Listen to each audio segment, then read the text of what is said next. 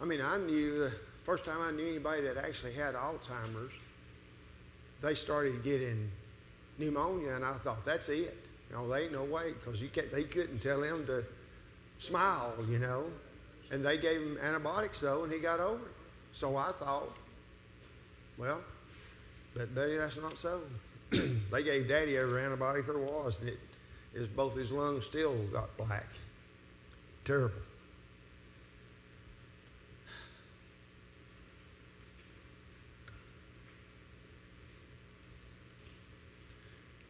We're just trying to keep on being smart. If you see somebody that's sick, don't run over and hug them and kiss them on the mouth, that's for sure. We're doing of course, we're doing social distancing over at Dunlap, and people feel safer wearing a mask. We tell them to wear a mask. And so far, there's nobody within the congregation that has got it yet. I shouldn't even have said that. I shouldn't have said that. So let's just try to be as healthy as we can. Try to use our brains as much as we can. Of course, some of us were really challenged on that part of using our brains. I don't hear no amens on that comment, for sure. All right, we made our way in our study to question number 20, which is on page 34. This course is still in chapter 19. We got to the conclusion there last week and was talking about our responsibilities relative to raising children. And so here the question is asked, how does one chasten his child? And of course, the word chasten is usually not a word that I ever heard associated with what you do in raising children, but it takes into account more than just disciplining. And of course, even in disciplining, there's more involved than simply spanking. There's the teaching aspect of discipline, so that if the child is capable of paying attention to the instruction, then the receiving of the spanking will not have to take place. And so all the training and all the education that goes into the child, and of course the primary point here is that there will come a time when there is no hope. In other words, all the things that you might do to try to lead the child in the proper direction, because they have got by with it for so long maybe, then it's not going to do any good now, for sure. And you've heard the story too, the little boy, the mama tells the little boy, says, I'm fixing to wear you out. And he says, well, it won't do any good. And she says, well, whether it will or not, I'm still going to wear you out. You're not going to avoid it just because you say it won't do no good. Number 21, why do some people get angry so easily? Well, of course, it's an absence of self-control, an absence of being able to control oneself. And of course, when a person is in that position, then it's not like it's a never-ending case to be, because you can work on it and get over that situation. When a person says, well, I'm just like that, well, that's not a justifiable reason. That's just an excuse. Says, I've always been one that got mad. I've always had a temper. Well, I used to suck my pacifier too, but I quit doing that. We learn to get over some things that are detrimental to us and to others, for sure.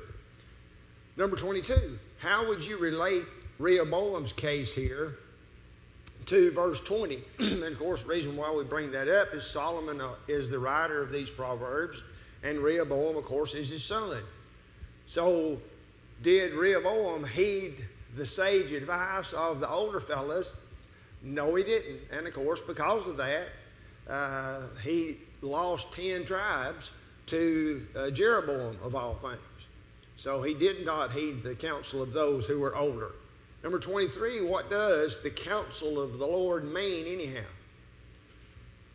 Of course, the counsel of the Lord is his desire, and he expresses his desire. It's not something you go out and expect it to just saturate your head or something. No, his counsel is made known in words, and in his words we understand his unchanging desire for our benefit and for his godliness that will come as a result of our living in accordance with his desire. Number 24, what does kindness make one desire?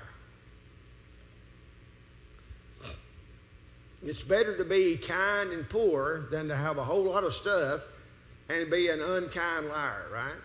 So here's a choice that really is there oftentimes. A person can be a liar and maybe get one up on somebody else, but is it really worth it? Well, of course not. But many are inclined that way for sure. Number 25, what is different about the construction here in verse 23? The fear of the Lord tendeth to life, and he that hath it shall abide satisfied. He shall not be visited with evil. So here, generally, we've been looking at these two-line structures. Well, here's a three-line structure that's somewhat different. Same basic idea associated with the proverb, but here it simply comes out as 3 lines instead of 2. Number 26, are there actually people that are this lazy here in verse 24? A slothful man hideth his hand in his bosom and will not so much as bring it to his mouth again. Have you ever seen anybody so lazy they wanted somebody to feed them? Well, yeah, I believe we've seen people like that. It would take too much effort for them to actually feed themselves. Now, sometimes that can be caused by age and inabilities, but I've even seen it when a person was not that aged and not unable, but because they were being petted to the extent that they did not have to do for themselves, they quit doing it for themselves. And of course, in a situation like that, you hope it's a mental flaw that's causing it to happen and not that you're just lazy. But there are people that are so lazy they wouldn't even work at a pie factory. I remember hearing that statement from long, long, long ago. Number 27, who are the simple? And of course, this is a word that is oft repeated throughout the Proverbs, and here it simply means a person that's impressionable, somewhat naive, and so they're easily taken advantage of in that position. And while we normally would associate the impressionable to be someone who's limited in age, that's not necessarily the case. Sometimes people are very impressionable and naive even in advanced age, sadly. Number 28, why would anybody act like the person described in verse 26? Well, sometimes we associate, remember in Romans chapter 1, you got the idea of without natural affection, and we usually associate that with the parents who don't have the natural affection for their children. Well, here it goes in the reverse. Here's the natural affection is lacking in the children toward the parents.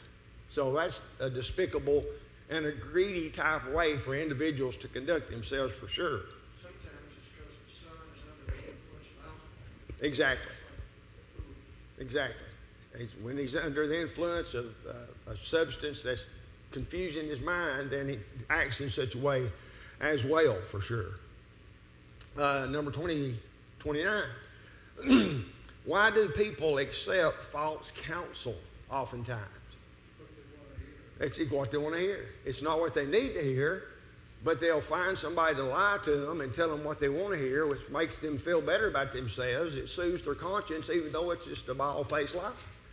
And sadly, that happens way too many. If it happened once, it'd be too many, but that happens all the time. There are people who are notorious for finding somebody that believes and teaches what they believe and teach, even though it's not the truth. But if you hunt far enough, you can find somebody that'll teach it. I guarantee you. Sometimes you don't have to leave the county. Number 30, who is a ungodly witness? Of course, a person that's a witness, you think concerning a trial, and so here's a person that's being set in a situation where justice is to be served, but yet justice is not being served by an ungodly witness because he's guilty of lying, and that is punishable because it's referred to in the court of law as perjury. And so obviously there's too many ungodly lying witnesses that perjure themselves. Number 31, who are scorners and fools? A scorner can be translated mockers. So a person who is indifferent towards things that are valuable, that are necessary, then they are demonstrating by that attitude that they are foolish indeed and unwise, a lack of wisdom gone to seed for sure in such situations as that. All right, chapter 20. Number 1. According to verse 1, have we as a nation been wise in how that we've legalized strong drink? Certainly not. The very opposite of it. Wine is a mocker. Strong drink is raging. Whosoever is deceived thereby is not wise, unless you get a whole lot of tax money off of it.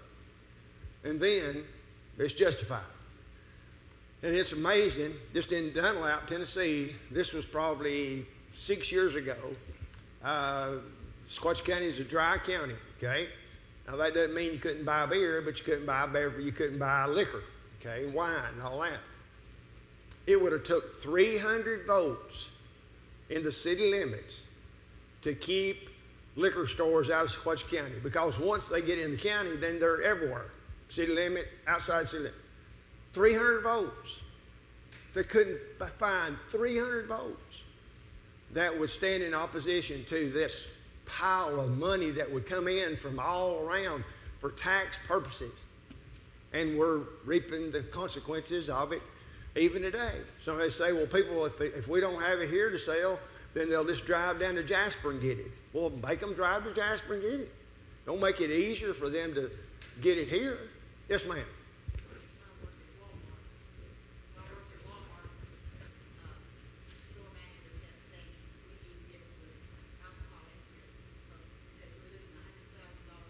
Yeah.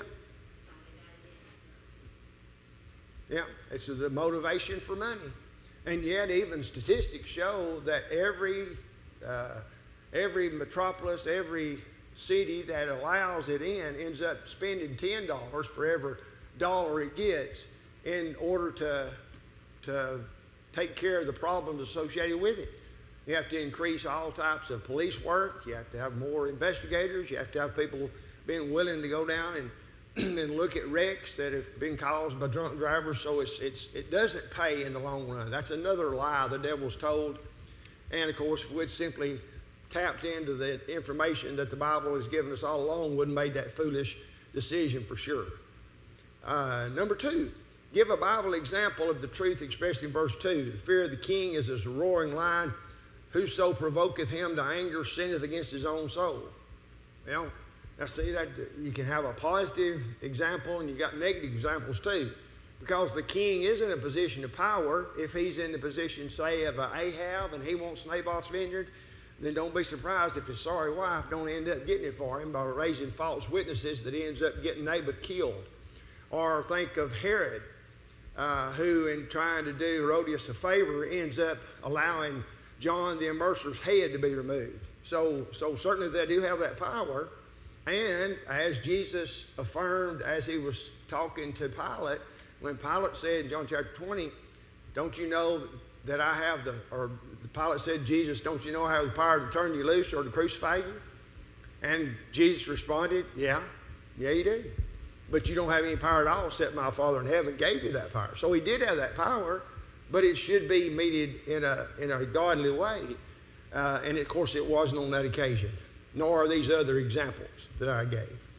Number 3, what other passage besides verse 3 teaches us to avoid strife? Well, of course, there's not but probably 300 or 400, that come to mind. Proverbs 17 for sure. The honorable thing and the wise thing to do is avoid strife. As much as lieth in me, let us be at peace with all men. Now, sometimes we're pushed into a corner where peace cannot exist when truth is being harassed. But instead of quarreling, then we need to avoid strife if at all possible. Number 4, what are other excuses besides verse 4 that sluggards might give for not doing a job? And of course, this one here, that says it's too cold to plow. Can you think of any other excuses? It's too hot to plow. One is just as good as it's too windy, it's too sunny. It's not sunny enough, It's too wet, it's too dry. It's too pretty a day to waste doing this. I believe I'll go fish. I mean, what kind of excuse can people come up with him? Where the fish are biting today, I think, and they may not be tomorrow. So stewardship would demand that I go fish today because I might not get a chance no other time. Number 5, he will draw it out of his own heart or out of the heart of another. What is the idea there in verse 5?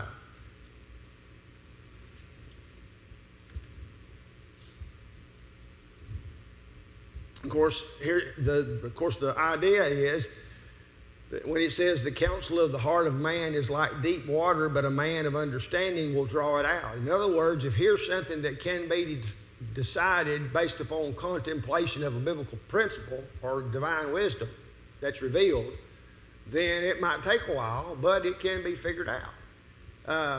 And of course, if it's there are many deep things, there are many things that take a significant amount of pondering to roll over in our minds. The blessed man of Psalm 1 is the one that meditates on God's word day and night, because there's some situations we find ourselves in which there is no specific instruction as to exactly what we're supposed to do, but with the principles that God has provided, then we can reason to the proper conclusion in what we ought to do in those various situations. And of course, most of the time, they're more clear than we like to admit sometimes. Number 6, what is meant by, in verse 6, by a faithful man? Who is this fellow who's a faithful man? He has a good what? Good reputation. Here's a fellow who's honest, and people know he's honest. And that's good. He tells it like it is. Number 7, why are the children of a righteous man blessed?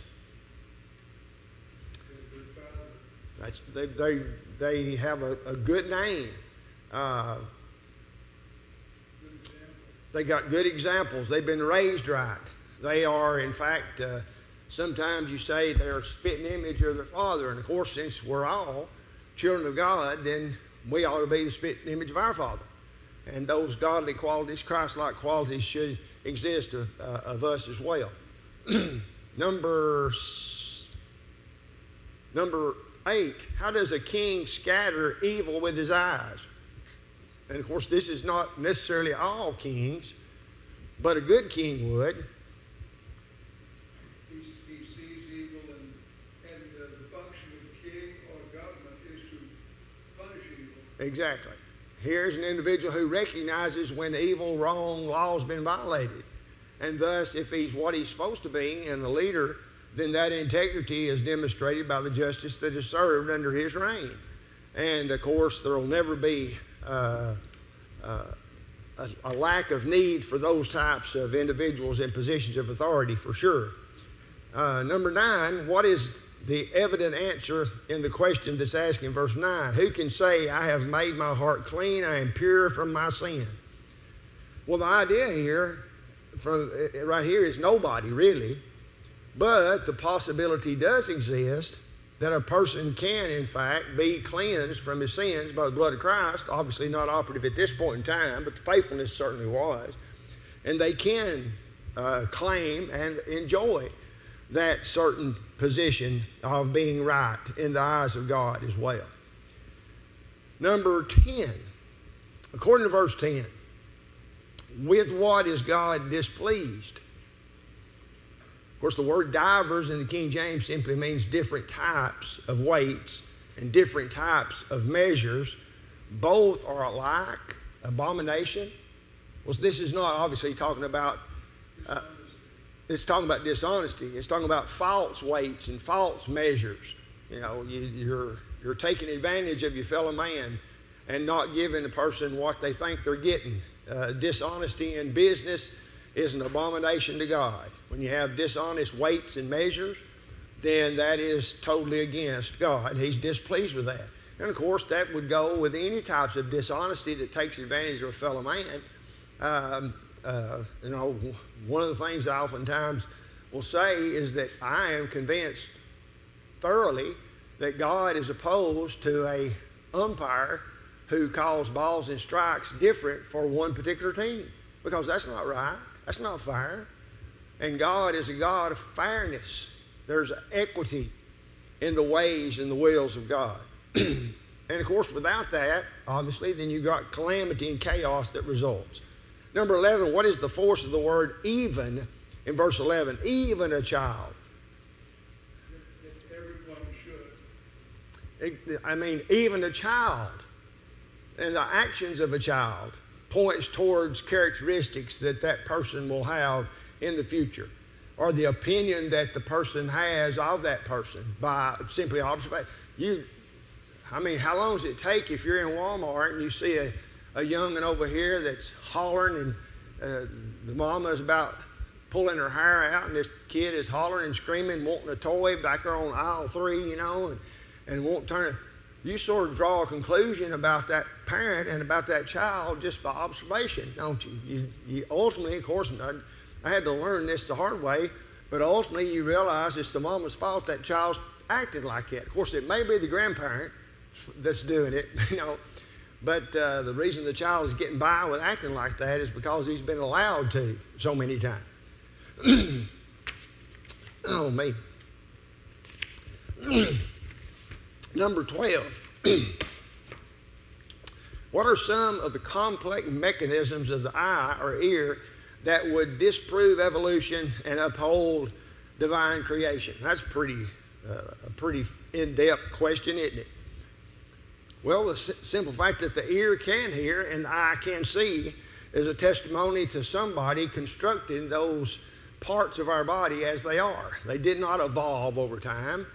And so the intricacies of the eye and the intricacies of the ear, and they cry out for a designer, obviously. And we're thankful that we do have those. Thank you, Peter. This, one of the things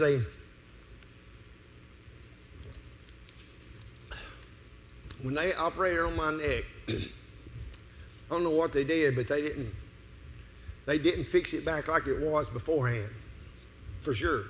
There's a hole that I breathe through and eat through. Feels like it's about a pinhole wide. It's about all. And still can't sing worth anything at all. But, I'm better off than I was before. All right, number 13. While sleep is necessary, is it possible for a person to sleep too much? Now, according to the proverb, it is. It's one of those things, some is good, but too much is bad. Water is good, but you can kill yourself drinking too much water. You can float away. The old adage that used to be in existence, drink 8 full glasses of water a day. So I know a lady that she did that religiously, and then she fell, and lo and behold, she had flushed all the potassium out of her body by drinking too much water. Well, who would have ever thought? Well, she didn't know, and I didn't know until she was actually drinking too much water without taking potassium to supplement what she was washing out. Number 14, why does the buyer say it is naught or it is nothing? It's nothing. This is a pretty funny little proverb here. And I use the example in a walking and talking through Proverbs segment on Good News Today here not too long ago. And it's a picture of at the flea market we have where every year, the 127 flea market. You walk up there and you look at a painting and you say, that's the ugliest picture I've ever seen in my life. Who painted something like that? But you know that it's really a Van Gogh or something. It's really valuable. And so you run it down and say, that's the ugliest thing I've ever seen. I'll take it off your hands for $3. And so you get it for $3. Then you run over there and start telling your wife how much of a genius you are because you took this person and made this pile of money off of their ignorance. Well, that's the idea here. Here's an individual who is running down something that they're going to buy, and then they're going to sell it and make a killing on it. Well, is that honesty? No. You heard people say, the buyer beware. Well, now how far do you go with that? This car only went downhill one way on Sundays by a little old lady from Pasadena. Now, wait a minute. Is that the truth? Or are you just trying to unload that car on somebody? You see? So honesty in commerce is absolutely essential too. And that's the picture here in verse 14. And also in question 15. When he goes his way, of what does he boast? Well, that's the example of telling his wife. He says, look at the deal I got here. You take advantage of people, and by doing so, you show what in actuality is in your heart by taking advantage of people, for sure. Have you ever heard the statement, a sucker is born every minute? How many times have you felt like that was you? Every time I go on a car lot, I think that. They say, here comes some dummy that don't know nothing about cars. We're going to take advantage of him, Well, a Christian can't have that attitude about taking advantage of people. Number 16, why are lips of knowledge compared with a precious jewel? Well, a precious jewel is what? It's valuable. So, the lips of a person who possesses knowledge is valuable too. And sadly, they're just about as rare as jewels as well sometimes, sadly. Number 17, how would you explain verse 16? Take his garment that is surety for a stranger, and take a pledge of him for a strange woman. Now, here again, we got this Hebrew parallelism going on here. The idea being you've got to live up to the agreements that you make, okay? If you are, you got to be careful who you co-sign for sure. Not just anybody would you be willing to sign for them to be held to some standard if you end up being the one that has to pay for the standard being followed for sure.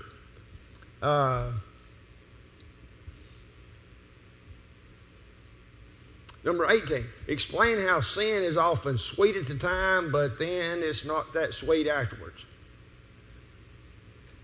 When a person robs a bank and they got all this money, they may think they have got it made.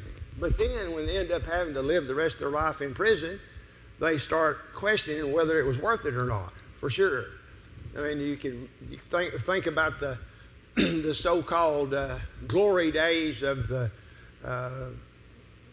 during the Depression, and the Bonnie and the Clydes and the John Dillingers and all those fellas who became famous or notorious for robbing banks and living high on the hog until they ended up dead, and then high on the hog was not being lived any longer. And of course, the world is filled with such people as that.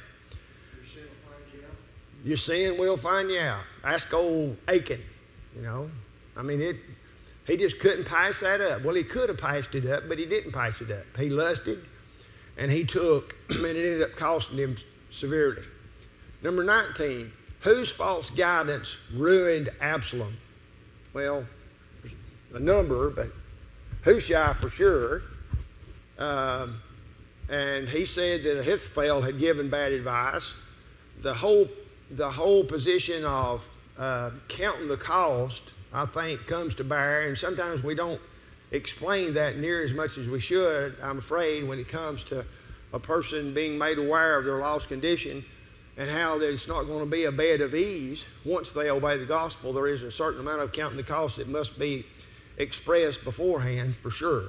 You don't go to war when you realize that your enemy has got twice as many soldiers and a whole lot better guns than you do without thinking about maybe we could come up with some peace plans here. Bad counselors can get you in big time trouble for sure. Number 20, why not accompany such a person as this person in verse 19? Yeah. When a person is providing all of these false compliments is what they are, then you better be careful, because if somebody's that free with these fictitious stories that make you feel good, then that might end up being the very person that provides information to the enemy that gets you ends up getting you destroyed for sure. Now, that doesn't mean that you don't compliment people, but if it's a false compliment, what are you getting it for? Is somebody going to take advantage of you and they getting you buttered up so that they can? Well, that does happen. Sometimes the buttering up is what the guy does to the girl so she will foolishly go out with him. You know, he says, "Oh, you're the most beautiful thing I've." Well, maybe they are, or they're just a line to get you to go out with them. And sometimes you'll never know whether it's the truth or just a made-up lie. Number 21. What is meant by one's lamp being put out? If his lamp is comparable to or synonymous with his well-being and his prosperity, then if it's put out, then that means his well-being and his prosperity is no longer being enjoyed. This outside-looking happiness is extinguished, then that certainly is one aspect of what's involved here. Number 22, can you give a Bible example of a person who misspent his inheritance money? Well, what's the first one that comes to your mind?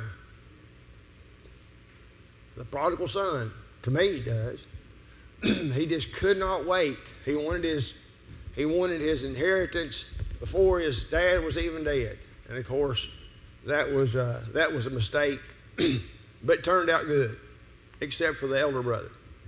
Number 23, compare verse 22 with the advice that Abigail gave to David in 1 Samuel. Well, you've got to know the history of that whole situation there.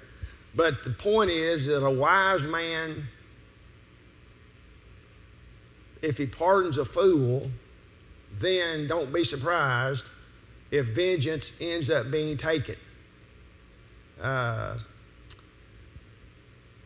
of course, as we recognize the providence of God in some situations, we always want to try to do, if we err, we want to err on the side of gratitude and grace expended, you know. You can become so callous because you're taken advantage of so many times that you fail to see and fail to help a need that really needs to be met, you know. But, of course, your motivation being proper, then God's taking that into account, even if you are hoodwinked into assisting in something that if you had a whole lot more information, you probably wouldn't have done so, for sure. Number 24. What previous verse here in this chapter teaches us exact same thing as verse 23? Well, it's verse 10. We're talking about these dishonest weights and measures, for sure. Number 25. What man in the last part of Genesis could look back and see the truth that's stated here in verse 25? Remember a fella who thought he was, well, I don't know if he thought it, but he thought he did at the time, that he was going to starve to death, and what good is this inheritance if I'm dead? And so for a bowl of cream of wheat, turnip greens, then he ended up bartering his birthright away, sadly. Oh, man. And, of course, he realized that was a rash action after it was too late, for sure. And, of course, that's a whole other thing. I'll not go there. Number 26. What does Ecclesiastes 5, verse 4 and 5 say about making vows, along with here in verse 24? It's you better not. Don't do it. If you do make a vow, if you do come to an agreement to pay such, even if it hurts, you still pay it. So it'd be better not to make the vow to begin with. It's sometimes those promises that we make are difficult in following through on, so it's better, according to Solomon, not to vow at all. Number 27, what should be any ruler's attitude and action towards wickedness? He should be for it or against it. He's got to be against it. And of course, the comparison's made here to the threshing wheel, in which the chaff is the wheat and chaff is separated, and that's should be the ruler's attitude of being able to get to the bottom of the matter and distinguishing right from wrong and upholding right and opposing that which is wrong. Number 28 in verse 27 is verse 27 referring to the conscience.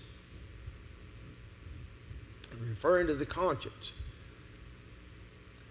The spirit of man is the candle of the Lord, searching all the inward parts of the belly.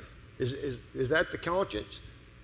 It's definitely akin to it. It's that part of man that's created in the image of God, for sure. And so there's the reasoning abilities, the will, all those inner characteristics. And the thing is about our conscience, if our conscience, and I've been accused of misrepresenting the idea, but I don't know any other way to state it, if our conscience is properly educated, it is dependable. But if it hasn't been educated, and of course with God's will, then you can't just depend on your conscience. I mean, it's a classic example. There were 16, 18 guys whose conscience did not bother them one bit when they flew planes into buildings and killed thousands of people, you know. So they didn't violate their conscience. That means their conscience was a proper guide. No. They had ill-educated consciences. So we need to rely on our conscience when it has been attuned to and placed in harmony with the will of God. Then it can help direct us. But it's connected right back to the revealed will of God to begin with. Number 29. Are kings usually thought of as being kind? Well, usually they're not, are they? But they should be viewed as kind. They should be viewed as merciful, truthful, all those characteristics that are highly esteemed in the world. It would be wonderful if all leaders were like that. And then some people will go so far as to say, well, you don't want really a king like that, you know, because there'd be a stomped on. There'd be a floor mat for evil. Well, not necessarily so, because you got the proper blending of law and order that would allow them to have those characteristics for sure. Number 30, illustrate the statement about young man in verse 29. The glory of a young man is their strength, and the beauty of the old man is his gray head. What does that mean about the young man's strength? Well, that's when you can boast of your physical prowess, is when you're young. There comes a day when you can't, you know. My day came 47 years ago. When you are young, then you do have physical strength and stamina that swiftly evaporates once you reach an older age, for sure. Whether you want it to or not, it happens. Number 31, illustrate the statement about old men. What is the strength of the old man? Is it physical strength? It's wisdom. It's supposed to be wisdom. As God designed it, you know, the older you get, the wiser, the smarter, more intelligent, because you've experienced more that the younger person has, and if you've properly applied yourself to gain from that wisdom that's been accumulated, then you're going to be wiser. Now, that's the way it's supposed to work. Doesn't mean it always does work that way. I've known some pretty ignorant old people myself, you know, but it was because they did not use the resources that were available and the experience that they learned to get any better.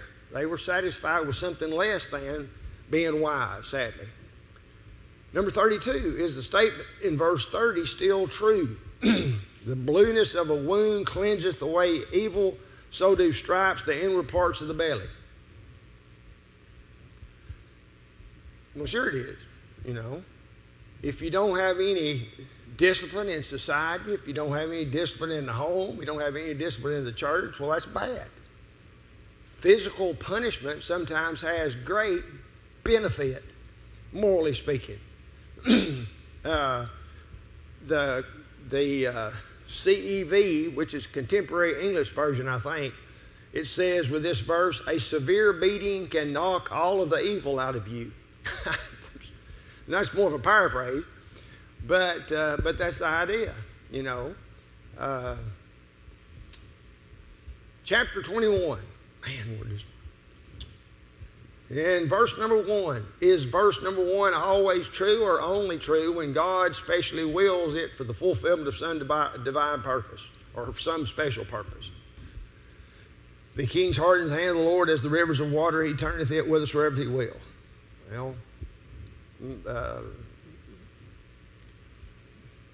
what is the purpose of irrigation?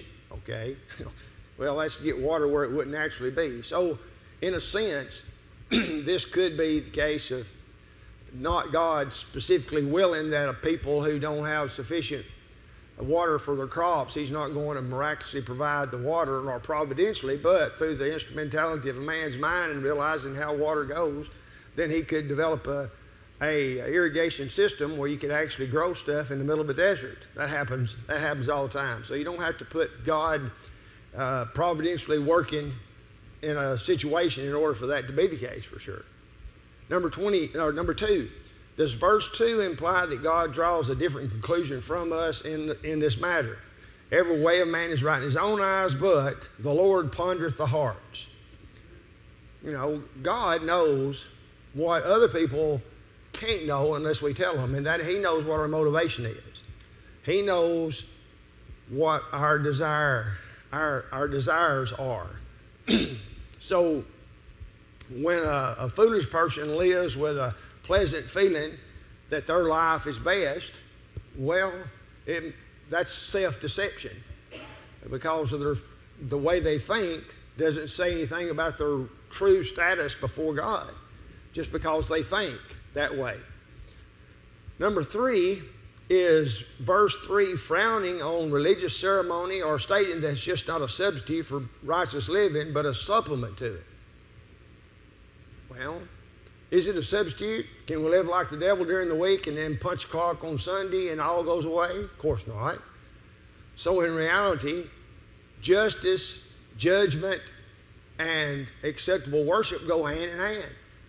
Hath the Lord his great delight in burnt offering and sacrifices as in obeying the voice of the Lord? You know, Samuel had to ask Saul that in 1 Samuel chapter 15. And of course, to obey is better than sacrifice, and to hearken than the fat of rams. All the worship you can do, all the high notes you can hit that bust the windows out because of their shrillness, will not substitute for doing the will of God. Never has been, and never will be. Number 4, what does plowing of the wicked refer to? Of course, plowing would be something that you would do in farming or in husbandry of the land or something. So it's simply talking about the successes of these matters. Husbandry of the godless is sinful, in essence. Number 5, what's the main contrast in verse 5?